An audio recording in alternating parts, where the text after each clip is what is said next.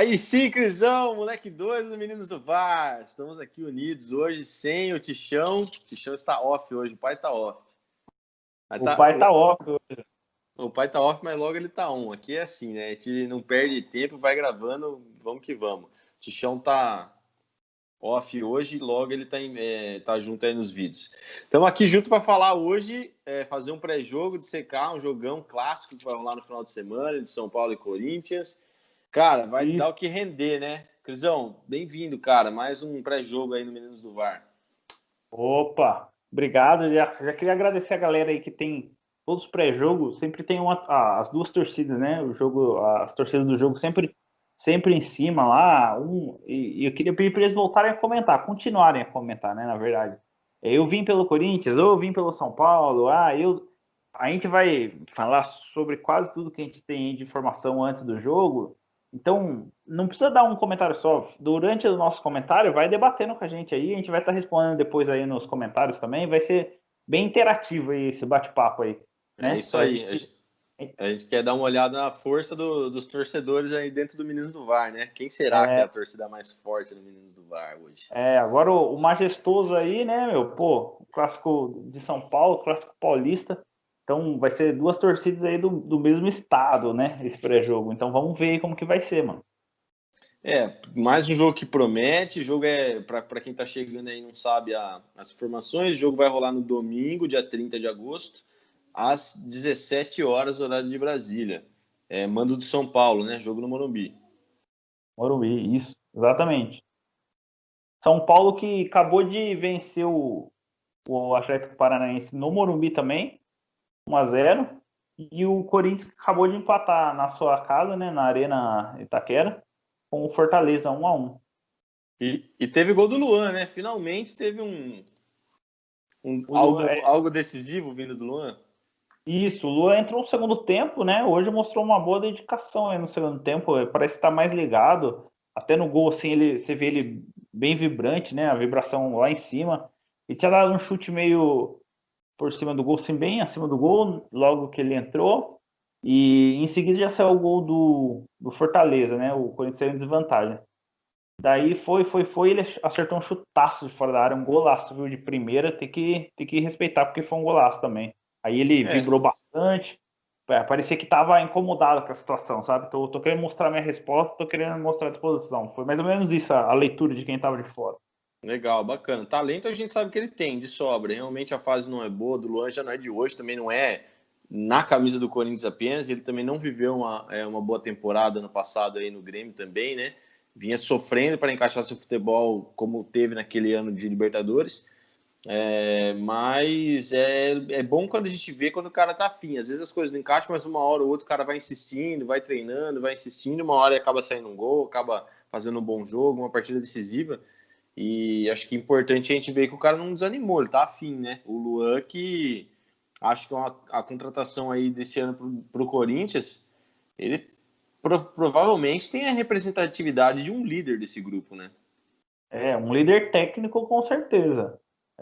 Então, eu acho que aquela conversa, né? Então, principalmente no Corinthians, não deu na técnica, vai na raça. E é isso que ele tem que demonstrar por enquanto. Enquanto a técnica, né, o futebol apurado dele não sobressair, né, não tiver no seu melhor auge, né, que ele tem um futebol que ele pode se destacar pela técnica, né? Acho que é um dos jogadores, para mim, um dos poucos jogadores do Corinthians que a técnica é muito apurada, né? Ainda mais na posição de meio armador, né? Então, eu acho que arrisco a dizer que é o que mais tem técnica nesse time do Corinthians aí. Se for talvez extrair o 100% do Luan, ele é bem técnico. Sim, eu acho que talvez o jogo que pode acompanhar ele nesse elenco. Então o Lua, por enquanto não encontrar sua melhor performance, tem que ir na raça mesmo. Mas hoje ele fez um golaço. Golaço, quem sabe, não tinha pro goleirão, não, viu? Legal, bacana. Corinthians saiu atrás do placar, então conseguiu buscar um empate com o gol do Luan. E somou um pontinho no campeonato. Agora, do outro lado, o São Paulo venceu mais uma, né? E soma mais 3 pontinhos do campeonato e passa a ser o terceiro colocado no momento do Campeonato Brasileiro. Exatamente. Venceu, mas não convenceu, tá? Já vou adiantando um pouquinho da resenha. Venceu, mas não convenceu. O gol do Luciano, né? Ele que está aí com um pouco de sorte nos gols, para quem tem visto os gols do São Paulo, sorte ele tem, não dá para negar. Então, fez aí o gol que garantiu a vitória do São Paulo. Vitória importante, né? Sempre, qualquer vitória vai ser importante, né? É meio besta, bem idiota falar isso, né? Mas para o momento do Mas São Paulo, que não vive futebolisticamente falando um momento de encher os olhos, né? A vitória cai como uma luva, ainda mais para o técnico Fernando Diniz. não, eu concordo com o que você falou. Tem alguns casos em que a vitória, claro que todo mundo quer vencer, mas tem alguns casos que a vitória não tenha tanto significado. Sei lá, vamos supor no Flamengo ali no final, reta final de campeonato ano passado também. Dependendo do caso, pode até ser. Agora o Luciano faz seu segundo gol no seu segundo jogo. E você falou que São Paulo venceu e não convenceu. Eu acho interessante a gente falar disso daí, porque isso tem um assunto que está quente, parece, nesse campeonato, nesse ano. Rolou muito ali no vizinho Palmeiras também, essa parada. Não está convencendo, não está jogando. E o São Paulo, se eu não me engano, até vou dar uma olhada aqui para não falar besteira, mas eu não me lembro do último jogo agora recente que o São Paulo tenha feito mais de um gol. Então, ou tem vencido por 1-0, ou empatando 1-1 também, sai às vezes atrás do placar, não é isso? Ele perdeu um pouco. Ó, eu lembro que ele perdeu pro Vasco de 2-1, aí depois empatou 1-1 com o Bahia, no último jogo ganhou de 1-0 também, agora ganhou de 1-0 de novo. E antes do primeiro jogo que você falou foi o Vasco, né? Perdeu por 2-1. Um gol, o São Paulo fez um gol.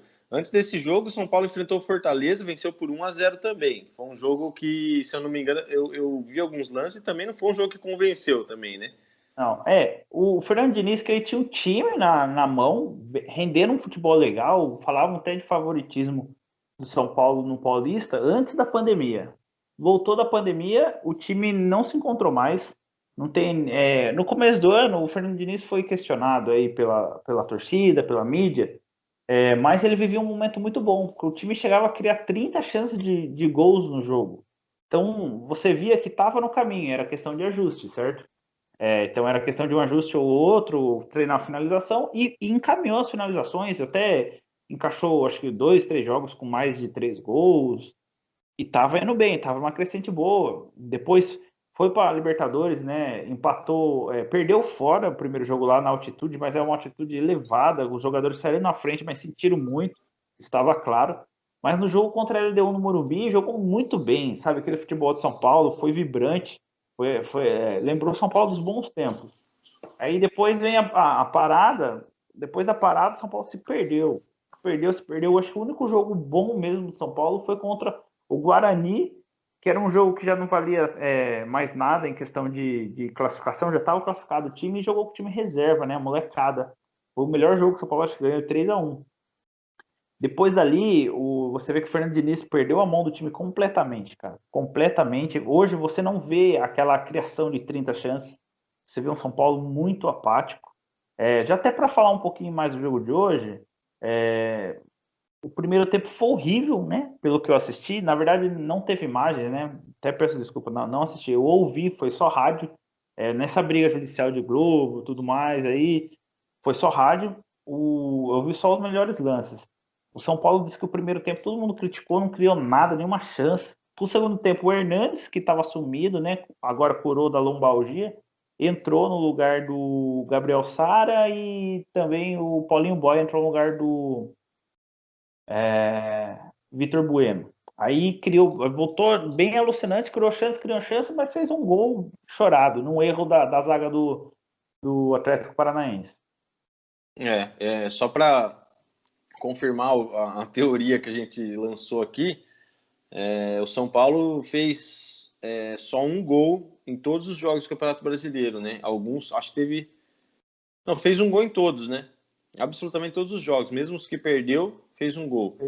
Em nenhum jogo esse ano no Campeonato Brasileiro ainda fez mais do que um gol, que também não é lá... demonstra, acho que bem, né, porque o São Paulo tem muita posse de bola, isso a gente tá vendo todo jogo, uma posse de bola absurda da equipe do São Paulo, mas não tem objetividade, não transforma isso em jogadas claras de gol. Então isso identifica bem, né, essa posse de bola sem objetividade. O São Paulo raramente consegue, raramente não, ainda não conseguiu no Campeonato Brasileiro fazer mais de um gol em absolutamente nenhuma partida. Isso não é muito legal, porque se a zaga for furada uma única vez, já é empate ou derrota, né? Se for 2 vezes, aí fica impossível, então.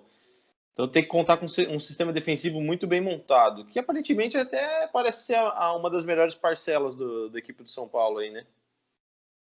Na verdade é assim, o São Paulo, o Fernando Diniz, o que eu não concordo, no último jogo aí que ganhou de 1-0 e agora nesse jogo, ele mudou muito a forma tática do time, jogadores, e trocou toda a zaga do elenco, né?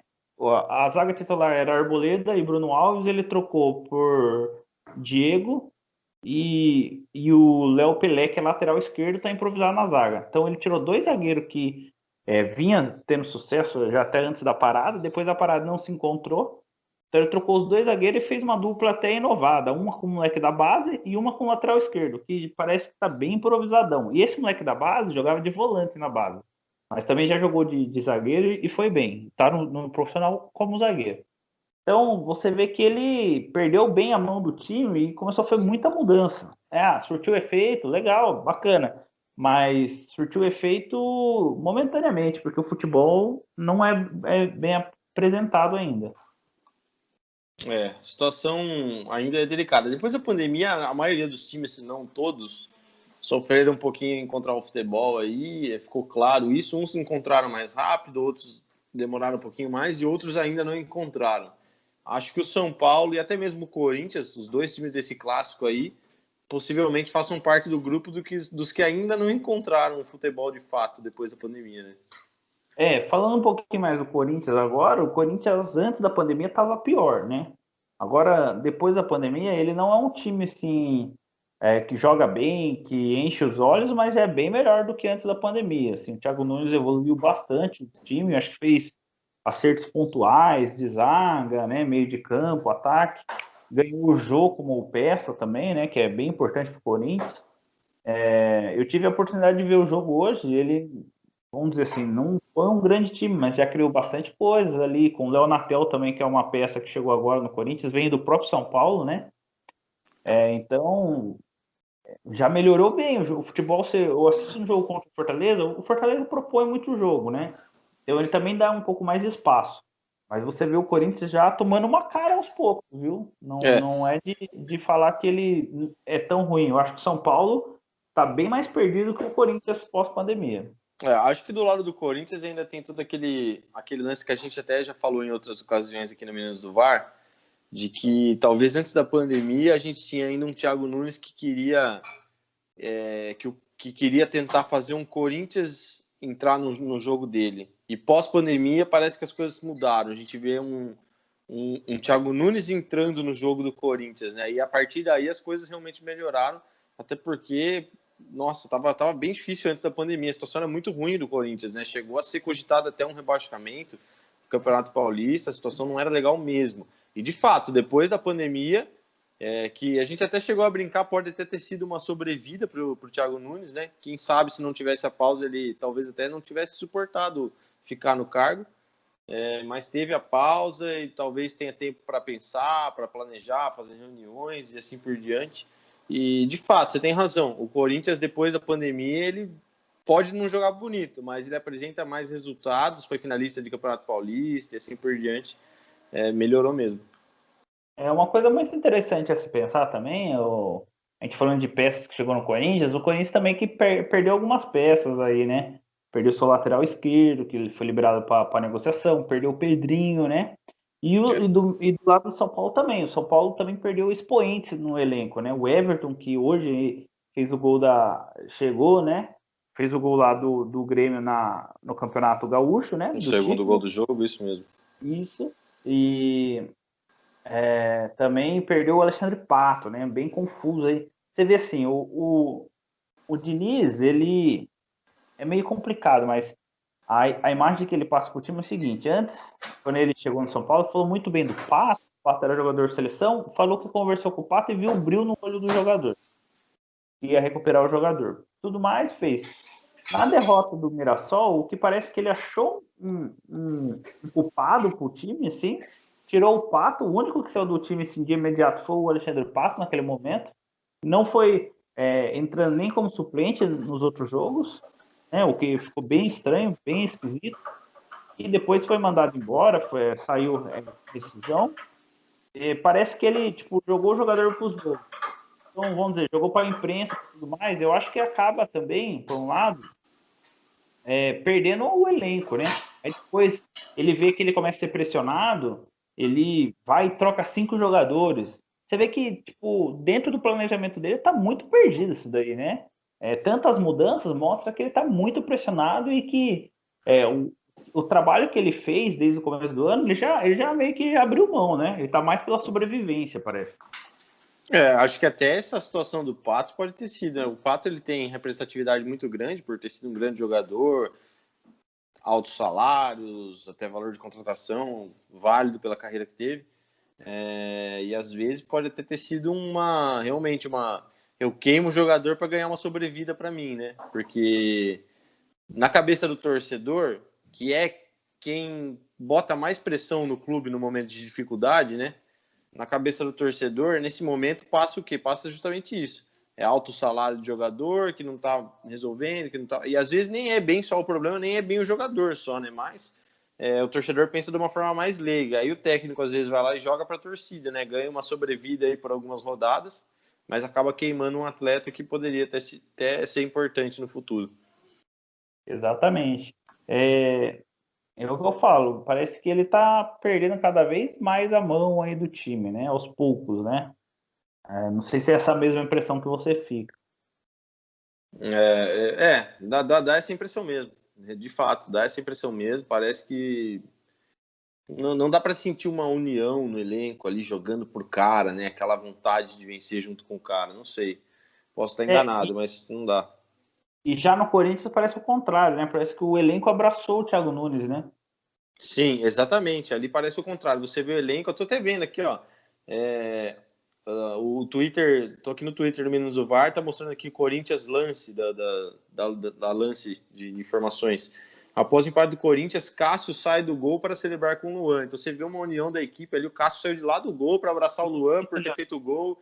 E legal, cara, tô vendo isso aqui, eu nem sabia, tô vendo agora, mas, pô, é bacana ver essa vontade do Corinthians de passar por cima das dificuldades e tá todo mundo junto ali de mão dada, né? Você vê assim, o Thiago Nunes, ele meio que tentou mudar o estilo do Corinthians, implementou bastante coisa já, mas ele também aceitou, acho que muitas ideias que deve ter vindo, principalmente dos líderes do elenco. Então, parece que ele já está numa sintonia bem legal, que já não estava no começo do ano, né? Que estava meio perdido, já entrou Sim, em sintonia com o elenco. Já o Fernando Diniz, não dá para a gente julgar, né? O que é, como que é a pessoa, né? Mas sim. o que o Fernando Diniz transmite, né, principalmente nas entrevistas dele, que ele chega a ser um pouco arrogante com as ideias dele, sabe?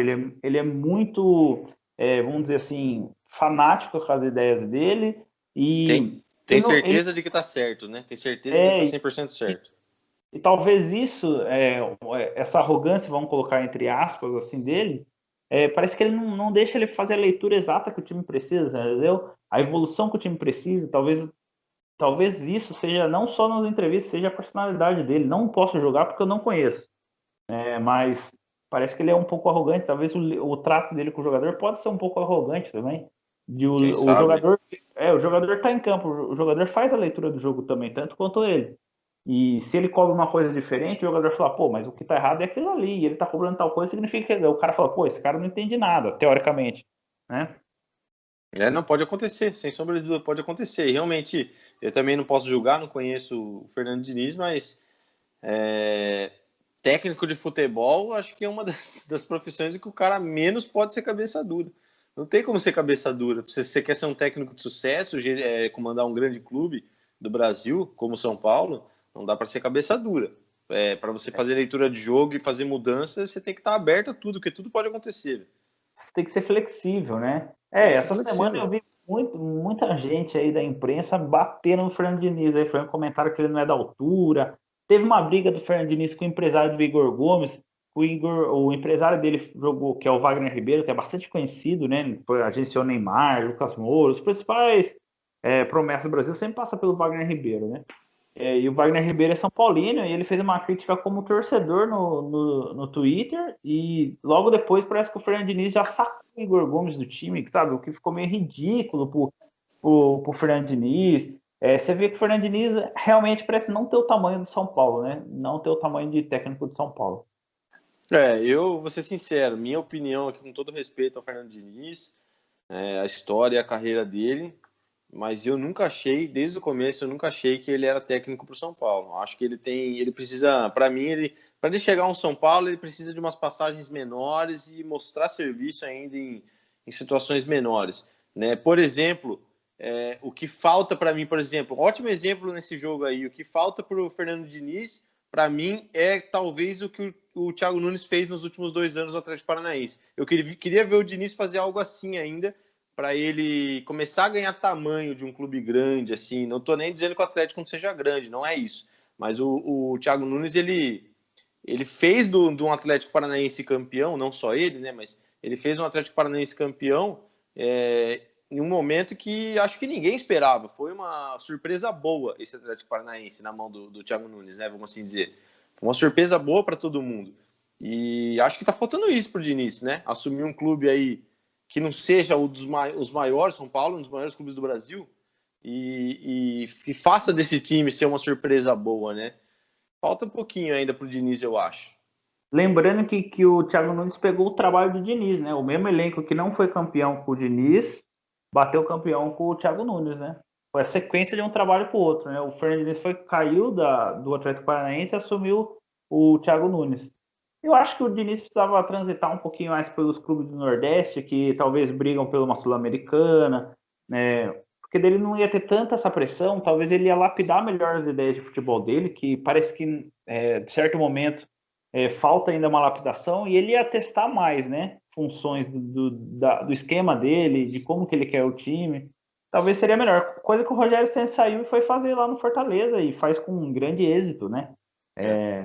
Ele tem um repertório de esquema táticos, de posicionamento do time, que ele testa muito lá, e não que não tem cobrança, mas a cobrança é menor que um time como São Paulo, por exemplo. Sim, tem razão. Agora, Cris, o Otero não estreou hoje pelo Corinthians, mudando um pouquinho aí o foco do assunto, desculpa. Não sei se você tem mais alguma coisa para concluir desse assunto aí? Não, mete Beleza. bala. O Otero, ele não estreou ainda hoje pelo Corinthians contra o Fortaleza, mas imagino que fica uma grande esperança para ele, porque já era cogitado uma possível estreia hoje já, né? Ele não estreou hoje, acho que pode rolar no final de semana, então, né? Ele foi regularizado hoje, né? Tava tudo ok para a estreia, mas não estreou. Acho que no final de semana pode pintar no time, pelo menos pro segundo tempo, pode ser que sim. Mas eu acho, não sei, vamos ver sua opinião, se você compartilha comigo. Um time igual o Palmeiras, não, o Corinthians, que começa a encaixar o esquema. Eu acho que não é hora do Otero entrar em campo como titular, ainda mais ele que a gente já conversou aí na resenha da semana, né? Que não é um jogador assim, né? Ele tem a parte física e força física elevada, mas a principal característica dele é mais a cobrança de falta, né? Bola parada. Então, acho que um time que está encaixando, se colocar uma peça, por mais que chegou com status positivo aí pro Corinthians, né? Colocar um jogador aí já de titular, acho que não faz sentido, né? Por mais que seja uma contratação de peso. O que você acha? Cara, eu acho que para mim o Otero, o segundo tempo, assim, depois dos 20 minutos, está de bom tamanho para ele por enquanto. Minha opinião, né? Acho que precisa vir, ter calma, mostrar serviço. É isso aí que você falou. Acho que o Corinthians está encaixando, está encontrando aí as suas maneiras de vencer, de empatar um jogo aqui, alguma coisa assim. Acho, até a gente falou e concordo com você, acho talvez até que o Corinthians tá alguns passos à frente do São Paulo em achar o seu tipo de futebol, a sua ideologia de jogo e tal. E não acho que chegar e colocar o cara de titular, na verdade, acho que só tem a prejudicar esse futebol do Corinthians. Então, realmente, acho que para um segundo tempo, por enquanto, deixa ele mostrando serviço se ele quiser ser titular, né? Que ele também precisa, porque também ele não veio para qualquer clube, ele vai jogar no Corinthians, né? Exatamente. Ele tem que elevar o seu nível de futebol para estar no Corinthians, né? O que ele apresentou no Atlético Mineiro, na minha opinião, não é suficiente para bancar ele titular do Corinthians, não. Por mais que o elenco do Corinthians não seja recheado de bons jogadores, ele também não está com tudo isso de futebol, não. Acho que ele vai ter que melhorar muito aí seu nível de futebol.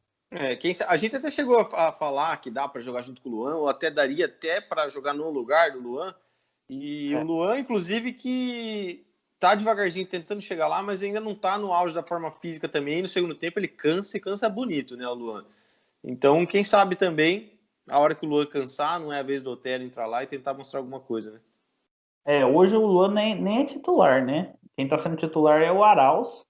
Então seria uma briga entre os três, né? Não é nem entre os dois, né? Seria entre os tem isso também, tinha esquecido, você tem razão. E outra coisa, a gente tinha conversado que a ponta, né? Ele poderia jogar na ponta e agregar um valor a mais para o Corinthians. O Léo Natel hoje, que jogou, foi até escolhido pelos comentaristas do jogo como o melhor jogador, né? O troféu foi pro Luan, naquela premiação lá acho que é da própria CBF, não sei da CBF ou da Globo, o melhor jogador, mas o Léo Natel que mais deu trabalho ali para a zaga do Fortaleza. Ele deu um chute na caixa que o goleiro buscou de forma que poucas vezes a gente vê assim, no campeonato. Mas era para ele ter guardado um golaço e bem veloz, faz muitas tabelas, jogador aí para a gente ficar de olho. Legal, bacana. Dá para começar a sentir uma pequena ascensão do Corinthians aí. Pode ir longe, né? Bacana. Crisão, e agora, para a gente depois poder seguir para a reta final desse pré-jogo aqui, um assunto interessante também para a gente falar. As últimas vezes em que rolou esse clássico, não foi nada favorável, né? O histórico não é nada favorável para o São Paulo também, né? Ultimamente, eu acho que pelo menos nos últimos 10 anos, se você levantar aí, o São Paulo tá bem o famoso freguês do Corinthians. Aí, antes era o Corinthians ficou por muito tempo freguês do São Paulo, né? Dos anos 2000 a 2010. Agora o histórico inverteu. O São Paulo na Arena, no Morumbi, até que tem um retrospecto melhor, né? Eu acho que até tem uma invencibilidade aí contra o Corinthians, mas na Arena o São Paulo toma muito sufoco. E no Morumbi, eu acho que até ganhou o último jogo no ano passado, no Campeonato Brasileiro, no ano retrasado também, mas sempre toma bastante sufoco aí, viu? Falar para você. Esse ano acho que foi 1-1 o jogo, ou 0-0, não lembro direito. Acho que foi 0-0 no Campeonato Paulista, mas o São Paulo sempre dá uma apequenada nos clássicos, né? A gente vê que o retrospecto de São Paulo não é só contra o Corinthians, não, mas em todos os clássicos ele vai mal. E principalmente contra o Corinthians, parece que os jogadores sentem muito o jogo, cara. Parece que some, pesa a camisa. E o curioso é que parece que o efeito é justamente o contrário para o Corinthians. Em todos os clássicos também, não só contra o São Paulo. Parece que o Corinthians, mesmo quando não tá nada bem, não tá jogando bem, a moral tá baixa, parece que quando entra em clássico é diferente o Corinthians, né? Parece que vem uma ordem da diretoria, né? Você já sente que a missão do que o Corinthians tem é principalmente ganhar os clássicos. Você vê que o jogo do Corinthians em clássico é um nível bem maior do que ele joga em jogos normais aí do Campeonato Brasileiro, né? De pontos Isso. corridos. Você vê que o nível que eles apresentam no clássico é bem maior. Não sei se rola bicho, se é uma cobrança maior, mas é legal, né? Querendo ou não, é interessante eles. Talvez se eles mantesse o nível para o campeonato, ia ser mais interessante ainda. Ô Tetão, eu tenho uma coisa aqui para te falar, Sim. que é interessante. Pode rolar uma lei do ex aí nesse jogo, do lado do Corinthians, aí o Léo Natel, que eu acabei de falar para você. É um jogador que é da base de São Paulo, não renovou o contrato, o Corinthians fez um pré-contrato com ele e ficou com ele. O São Paulo tentou renovar e não conseguiu. Então, o jogador que já é titular, chegou agora no meio do ano, já é titular do Thiago Nunes, vem jogando bem, pode rolar uma lei do ex, né? Um jogador que o São Paulo brigou, tentou renovar e não conseguiu. O Corinthians foi lá e trouxe a custo zero, né? Um jogador que tem valor financeiro porque ele estava emprestado para o Basel. Caramba. Basel não. Eu acho que foi o Basel. Eu preciso até confirmar que time que ele estava emprestado. Mas Europa. Foi a Europa.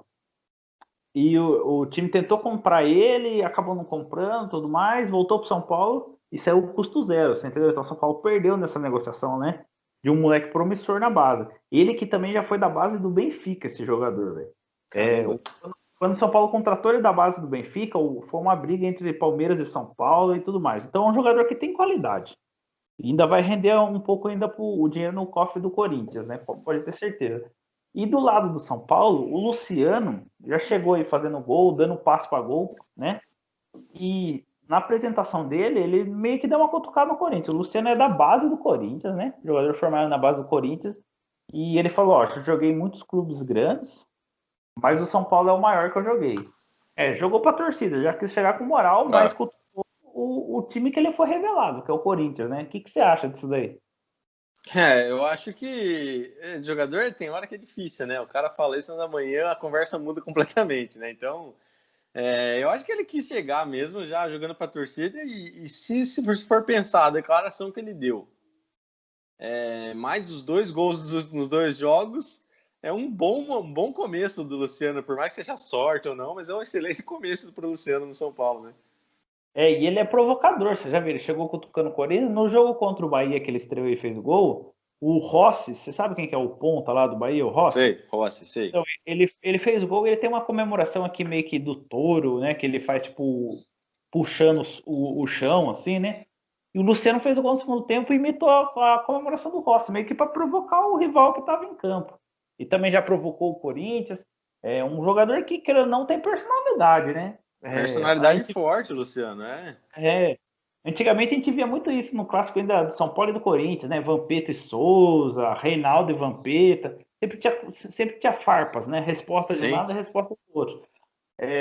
Eu acho que pode ser uma apimentada pro clássico, que faz tempo que a gente não vê isso, né, no futebol, cara, né? legal. Que é bem... Eu gosto disso, velho. Eu acho assim, desde que seja saudável, né? É uma provocaçãozinha, uma brincadeira, eu acho que vale muito a pena, é legal. Tomara que ele continue sendo esse cara de personalidade forte ao longo da temporada aí pra gente ver, né? E que ele deu uma cutucada no Corinthians lá, uma brincadeira, uma zoeira, e que do lado do Corinthians o pessoal entenda que é uma brincadeira e faça igual o Vampeta fazia, né? Responde com outra zoeira mais pesada, mas que fique ali no extra-campo. A hora que entra em campo, o pau come, mas todo mundo na legalidade, né? Vamos dizer assim, todo mundo na boa. Que fique no âmbito saudável, né? A gente até falou, acho que não sei se foi na live, no último vídeo, o que foi, mas a gente até citou que eu vi no Twitter e falei aqui ao vivo para vocês de uma alfinetada do Patrick e do Renato Gaúcho. Patrick do Inter e Renato Gaúcho do Grêmio. Cara, normal, legal, bacana. O Renato Gaúcho é esse cara também, de personalidade forte, ele dá uma provocada, ele cutuca mesmo. Mas é isso, fica ali, no campo é outros 500 e beleza. Ninguém se machuca ou se fere por isso, né? Acho que não tem... Claro, né? A pimenta, não tem nada de anti-fair play isso não, cara. Isso daí faz parte do futebol, sempre fez. Tomara que não morra isso, né? Parece que todo mundo chega querendo mais no clássico, né? Claro, porque daí quem quer mostrar quem que é o maior, né? E tem aquela, você fala, você não quer, tipo, falar antes do jogo e se dar mal durante o jogo. Você quer representar no jogo, né? Isso. Então, Porque parece senão que fica feio, né? Se você é provocar e perder, é feio. todo mundo chega querendo mais no clássico. E eu acho que isso dá uma beleza mais pro clássico. Sendo assim, tudo na paz, tipo, no geral, pô, provocar para o cara entrar mais pilhado no jogo, assim, com pilhado pelo lado bom, mano. Eu acho que é positivo. Falta Eu isso no também acho. futebol que com o tempo foi ficando muito chato, né, cara? Foi muito, aquelas entrevistas muito. Ah, não, a gente tem que respeitar o adversário. Não, pô, vamos falar, pô, a gente é grande, a gente vai chegar, vai amassar os caras, porque os caras é menor que nós, sei lá, vamos falar assim, né? Com respeito, eu não tô falando que é esse o discurso, mas falar assim, na boleiragem, meu, pô, é da hora pra caramba, eu acho massa demais. Eu também acho, sempre achei que isso foi, assim, uma das grandes magias do futebol, cara. Eu, sinceramente, também me entristece como morreu isso no futebol. A gente encontra casos bem isolados, assim, de pessoas com personalidade que ainda tentam fazer. Alguns deles, como citei o Renato Gaúcho, que vem de uma época onde isso era comum, né? Ali, o Renato Gaúcho mesmo viveu uma época que dentro do próprio Rio de Janeiro era uma briga, tinha uma parada de quem que era o rei do Rio, um negócio assim, né? Era Renato Gaúcho, Romário, era uma briga lá. Era uma provocação todo jogo, aquela palhaçada lá. Esses dias eu vi uma reportagem que eu acho que o Renato ganha um jogo que ele aposta Rei do Rio lá com o Romário, aí no outro dia ele sai procurando o Romário, e a reportagem vai junto com ele procurando o Romário pelo Rio de Janeiro, velho. Pois é, cara, olha só como era. Ele bate na porta do Romário lá, toca a campainha, o Romário não atende, ele fala, acho que o baixinho tá dormindo. Olha que coisa maravilhosa, velho. Era maravilhoso, né, cara? Era Pô, demais outro isso. cara, você lembra do Paulo Nunes no Palmeiras, com as máscaras? Nossa, Paulo Nunes também era demais. Puta, e era tudo da hora, velho. O torcedor ficava louco com isso daí, era muito da hora, velho. Era muito da hora. Era muito legal mesmo, era muito bacana. Crisão, só pra gente seguir, né, então, pra reta final aí, poder dar as nossos palpites.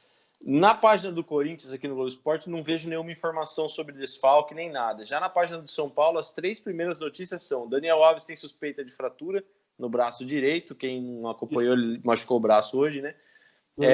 Luciano sente desconforto muscular, será avaliado antes do clássico. Não se sabe, mas tem o desconforto. Então, caso não jogue, a lei do ex pelo lado de São Paulo já fica anulada.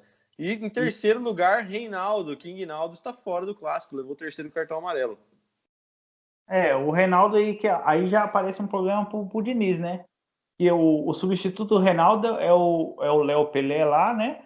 Que foi improvisado na zaga. E agora? Ele vai tirar o cara que tá improvisado na zaga para voltar para lateral e colocar outro zagueiro, aí vai ficar uma mudança, né? Você vê como o Diniz tá perdendo a mão desse time aí, pô.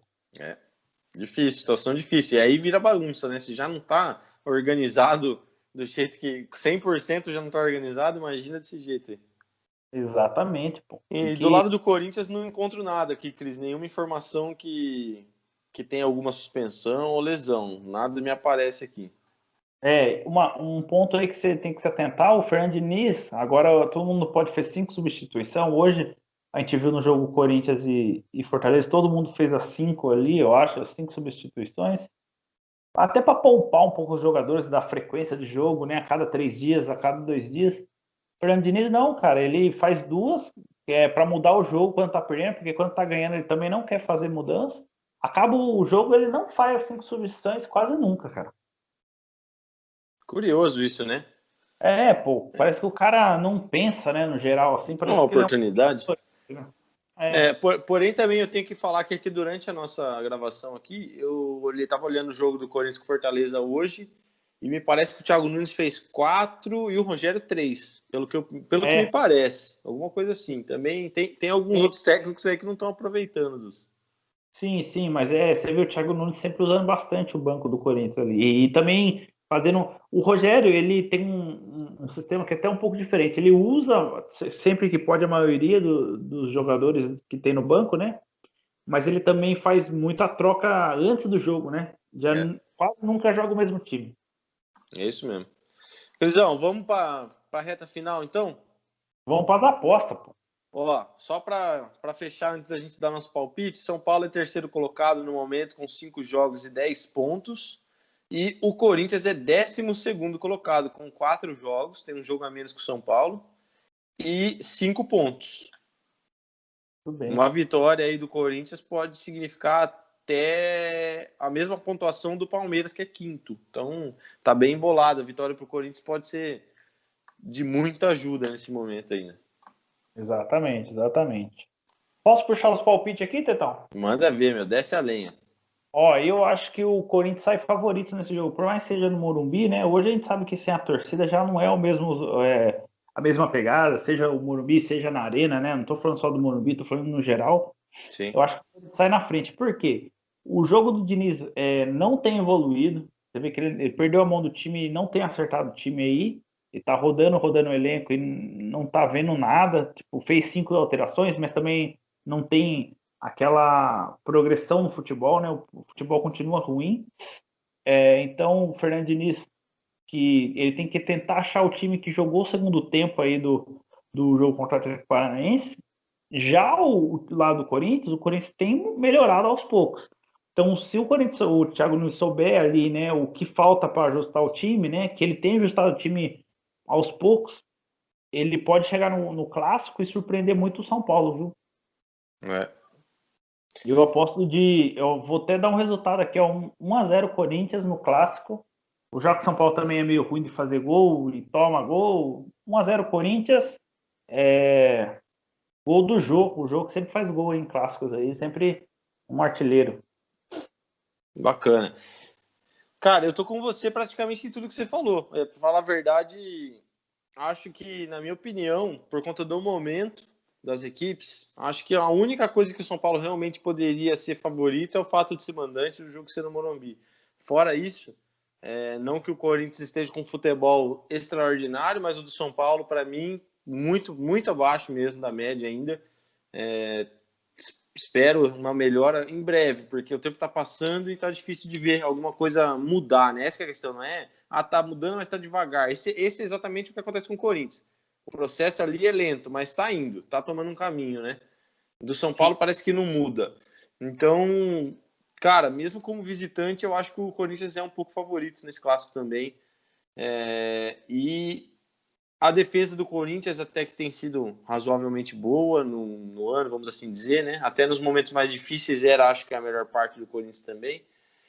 Cara, eu vou falar pra você, eu só não vou do mesmo resultado que eu até ia, de 1-0 também. Mas para não ficar igualzinho aqui, eu vou falar que vai ser 2. Vou falar que o Corinthians vai fazer um gol no começo e ainda vai conseguir matar o jogo depois. Então, 2-0 Corinthians. Eu acho que o Corinthians vai acabar vencendo o São Paulo.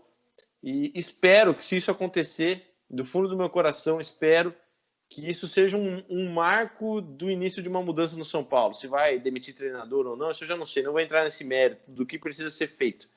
Mas eu espero que isso seja um ponto final nessa enrolação. Espero que isso seja ponto final e que a partir daí, se isso acontecer, as coisas comecem a tomar outros caminhos no São Paulo, porque tá difícil, não? Exatamente. Depois do jogo aí, a gente pode até vir aí para comentar, né? Falar um pouco do momento de cada clube e falar, ó, tal clube tende, vamos dizer, o São Paulo com a derrota tende a demitir o Fernando Diniz. Ah, não, o São Paulo começa a achar a cara e com 3 vitórias seguidas, embala, Fernando Diniz não corre mais risco. Corinthians, tal, tal, tal. E daí a gente vem e bate mais papo, quem sabe com uma live, qualquer coisa aí, e a galera vai acompanhando. Legal, bacana, Crisão. Algum adendo, então, para a gente encerrar aí nesse pré-jogão aí, pré-clássico? Faltou só você apostar o nome do jogo aí. Ah, é verdade, tem razão. O nome do jogo, cara. Nossa, isso aí vai ser difícil, hein? Cara, olha, eu não vou falar o Cássio, eu gosto muito do Cássio, mas eu acho que o São Paulo não vai dar muito trabalho pro Cássio no jogo. Então, não acho que vai ser ele o nome do jogo. Eu acho que o Jô ele tem essa parada, né, de não tremer, é clássico, ele faz gol mesmo, ele chama, né? Fomos na mesma aposta, também acho. Também acho que o jogo é o cara do jogo aí. É. Beleza, vamos ver, vamos acompanhar. Vai ser um jogão, de qualquer forma, e clássico é clássico, tudo pode acontecer, né? Perfeito, mano. É isso aí, moleque. Vamos nessa então. Mais algum adendo? Não, só isso por aí. Acho que falamos bastante, falamos bem. O momento de cada time, o que vem depois de cada jogo, como que se projeta para a partida aí do Majestoso. E é isso aí, mano. É isso aí, moleque. Vamos nessa então. Pessoal que acompanhou esse pré-jogo aqui, a gente deseja, tanto a Corinthians ao São Paulo, uma excelente partida, um clássico que tem muita história no estado de São Paulo e no Brasil todo. Boa sorte aos torcedores do São Paulo, aos torcedores do Corinthians também. E você que chegou aí, se não é inscrito ainda, aproveita, se inscreve aí no canal Meninos do VAR, deixa seu comentário. Quem você acha que vai ganhar, o placar, quem vai ser o nome do jogo para vocês, quem vai meter gol, quem não vai, tudo que vocês quiserem, cara. Mete o dedo no teclado aí e escreve tudo nos comentários. E também, se possível, deixa o like aí nesse vídeo para dar aquela força para nós, né, mano? É isso aí, irmão. Galera que venha em peso aí. Beleza, moleque. Vamos nessa então, a gente volta em breve com mais pré-jogo ou resenha sobre os clubes aí, etc. Grande abraço, meu amigo. Valeu, tchau. Abraço, tchau.